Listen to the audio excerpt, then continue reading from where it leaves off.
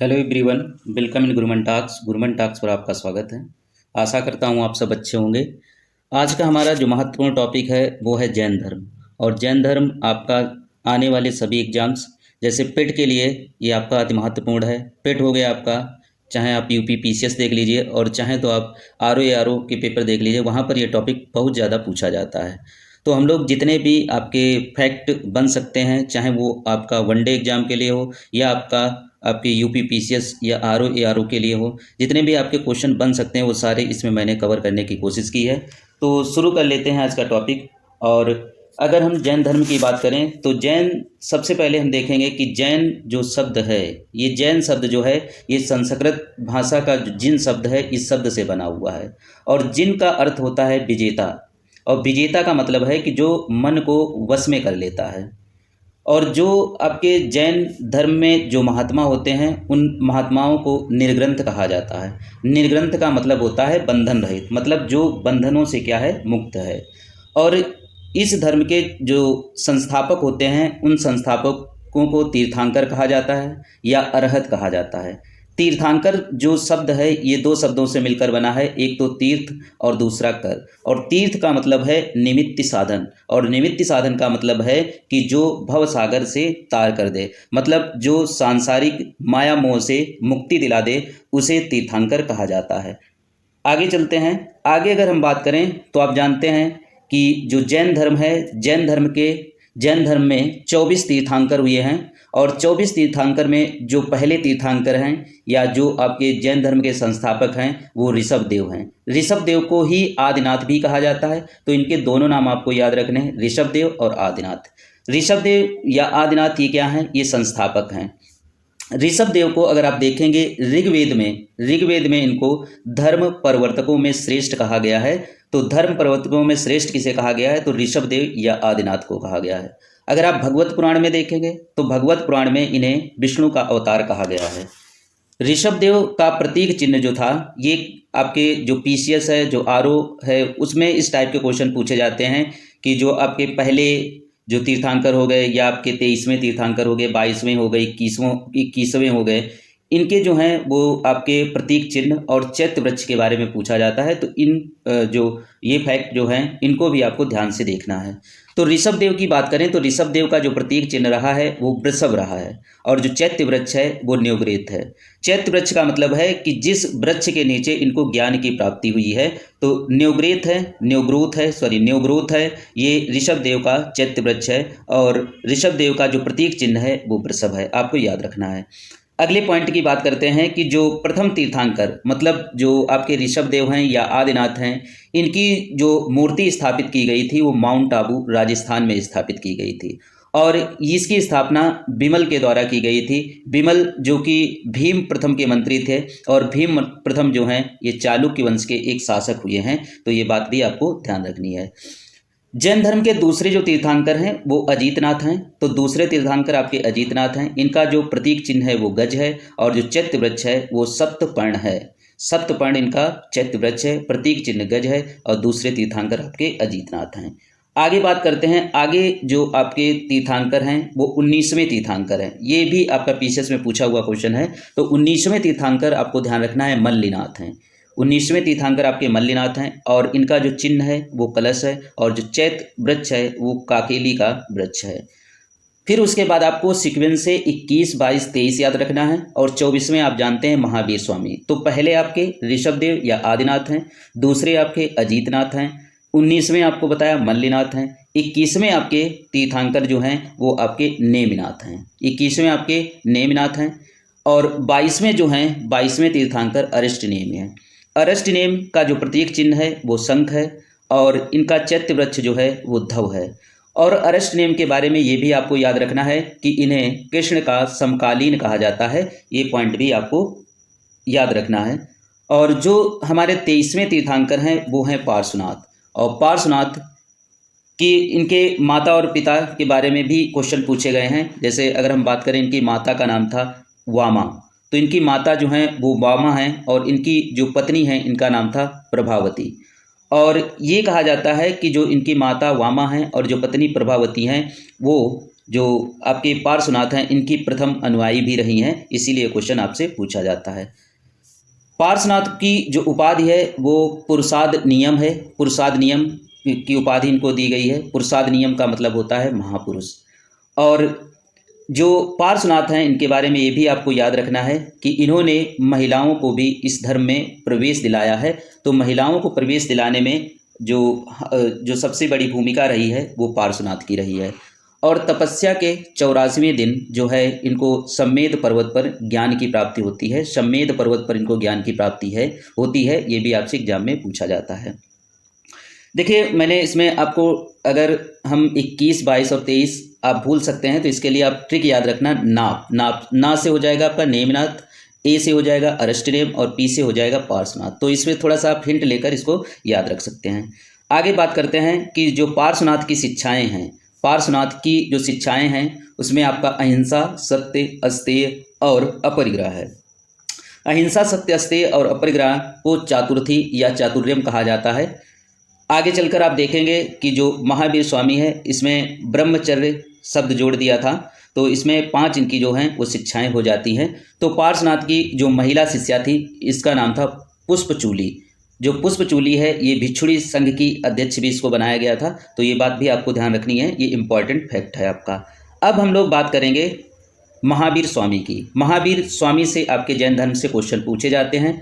तो महावीर स्वामी की अगर बात करें तो महावीर स्वामी ये जो हैं आपके 24वें तीर्थंकर हैं और अंतिम तीर्थंकर हैं। इनका जन्म जो होता है 540 BC में होता है। अगर आप गौतम बुद्ध का देखेंगे तो गौतम बुद्ध का जन्म 563 BC में होता है। और जो महावीर स्वामी है 540 BC में इनका जन्म जो होता है वो वैशाली के निकट कुंडा ग्राम में होता है। और जो कुंडा ग्राम आपका पड़ता है ये आधुनिक मुजफ्फरपुर जिला जो आपका बिहार में है वहाँ पे पड़ता है। तो इनके पिता जो हैं, इनके पिता का नाम है सिद्धार्थ, और सिद्धार्थ जो हैं ज्ञात्रक क्षत्रिय कुल से बिलोंग करते थे। ये बात भी आपको ध्यान रखनी है। माता जो है इनका नाम है त्रिशला, जो कि लिच्छवी के शासक चेटक की बहन थी। और जो पत्नी है वो पत्नी है इनकी यशोदा। तो पत्नी का नाम इनकी है यशोदा और पुत्री का नाम है अणुज्या। अणुज्या भी कहा जाता है इनको, और प्रियदर्शनी भी कहीं कहीं पर लिखा मिलता है। ये भी आपको ध्यान रखना है। अगर इनके बारे में बात करें, इनकी पुत्री के बारे में, तो इनकी पुत्री का जो विवाह हुआ था वो जमाली के साथ हुआ था। और जमाली जो हैं वो महावीर स्वामी के पहले शिष्य भी बने हैं। ये बात भी आपको ध्यान रखनी है। इनके जो भाई थे, बड़े भाई थे, इनका नाम था नंदिवर्धन। और ये नंदिवर्धन की आज्ञा लेकर ही 30 वर्ष की उम्र में घर से निकल जाते हैं, गृह त्याग कर देते हैं। और इन्होंने 12 साल तक कठिन तप करके जो जाम्बिक ग्राम है आपका, और ये आपका ऋजुपालिका नदी के किनारे है, और यहाँ पर इनको ज्ञान की प्राप्ति होती है साल वृक्ष के नीचे। देखिए, जो महावीर स्वामी और गौतम बुद्ध का अगर कंपैरिजन करें तो आप देखेंगे तो जो महावीर स्वामी हैं इन्होंने 30 वर्ष की उम्र में गृह त्याग किया है, लेकिन गौतम बुद्ध ने 29 वर्ष की उम्र में गृह त्याग किया है। उनको ज्ञान की प्राप्ति हुई है बोध गया में, और जो वृक्ष था वो आपका पीपल का वृक्ष था, और नदी जो थी वो आपकी फागु नदी थी, या जिसे निरंजना नदी के नाम से जाना जाता था। लेकिन आपको याद रखना है महावीर स्वामी को जाम्बिक ग्राम में ऋजुपालिका नदी के किनारे साल वृक्ष के नीचे ज्ञान की प्राप्ति हुई है। अगले पॉइंट की बात करते हैं तो 42 वर्ष की उम्र में ज्ञान की प्राप्ति होती है इनको, और ज्ञान प्राप्ति के बाद कैवल्य कहा जाता है। और इसी कारण इनको जो है कैवल्य कहा गया, और बाद में इनको कैवलिन कहा जाता है। और तपस्वी जीवन में अपरिमित साहस दिखाने के कारण इनको महावीर कहा गया है। और समस्त इंद्रियों को जीतने के कारण इनको जिन कहा गया है, और बंधन रहित रहने के कारण इनको निर्ग्रंथ कहा जाता है। ये पॉइंट भी आपको नोट करने हैं। आगे बात करते हैं कि जो पहला उपदेश इन्होंने दिया है वो राजगृह में दिया है। राजगृह में पहला उपदेश दिया है। तो ये आपका यहाँ पर एक पहाड़ी है, आपकी विपुलाचल पहाड़ी है, जो कि नदी का नाम है बराकर नदी के तट पर। और जैन ग्रंथों में इसे वीर शासन उदय के नाम से जाना जाता है। जैसे आपने देखा था कि जो गौतम बुद्ध हैं, गौतम बुद्ध ने अपना पहला उपदेश सारनाथ में दिया है, और उनके पहले उपदेश को धम्म चक्र परिवर्तन कहा जाता है। सेम वैसे ही जो महावीर स्वामी हैं, इन्होंने पहला उपदेश राजगृह में विप्लाचन की पहाड़ी पर बराकर नदी के तट पर दिया है और जैन ग्रंथों में इसे वीर शासन उदय के नाम से जाना जाता है। तो दोनों को आप कोरिलेट करके याद कर सकते हैं। देखिए, मैंने आपको ऊपर बता दिया है कि प्रथम जो शिष्य रहे इनके दामाद थे, जो इनकी पुत्री थी, जिनका नाम था अड़ुज्या या प्रियदर्शनी। अड़ुज्या प्रियदर्शनी के साथ अड़ुज्या या प्रियदर्शनी की शादी जो है वो जमाली के साथ होती है और जमाली जो इनके दामाद हैं ये इनके पहले शिष्य भी बनते हैं। ये पॉइंट इंपॉर्टेंट है, इसको याद रखना है। आगे बात करते हैं जो श्रोणी है, जिसे आप जानते हैं बिंबिसार के नाम से, इसे श्रोणी के नाम से भी जाना जाता था। और जो अजातशत्रु इसका पुत्र था, इसको कुणिक कहा जाता था।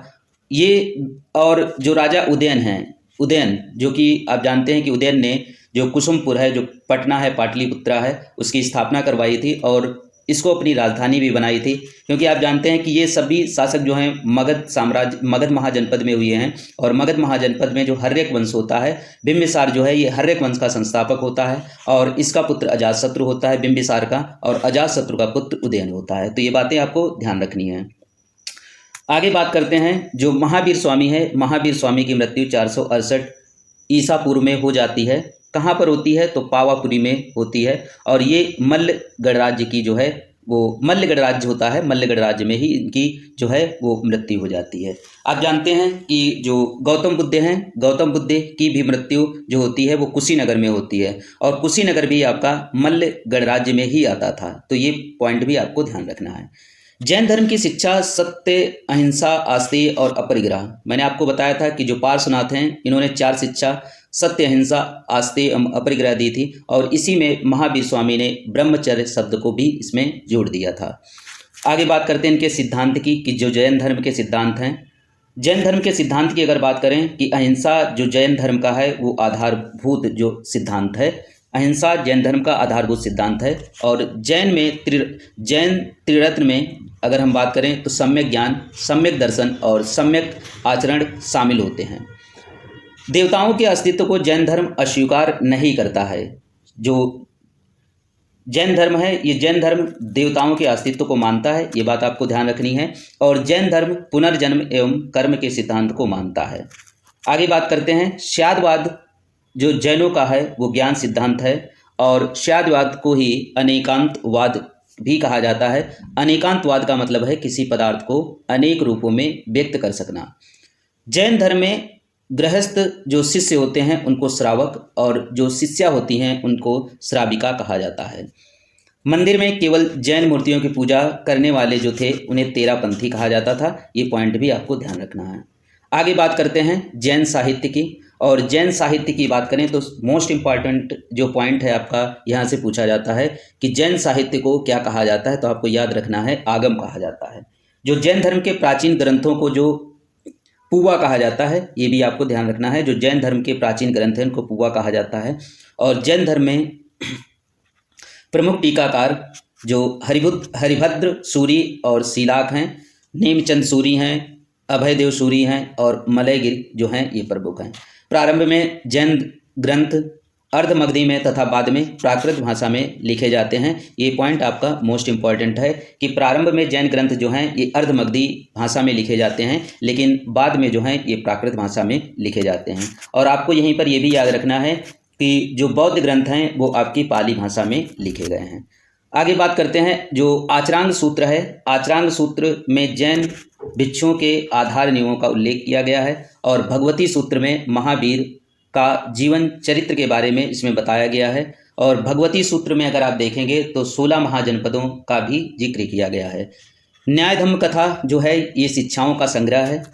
अगला आपका अगर बात करें तो उवास गत्साओ जो है ये जैन उपासकों के जीवन संबंधी इसमें जो हैं वो नियम लिखे गए हैं, जीवन संबंधी नियम लिखे गए हैं।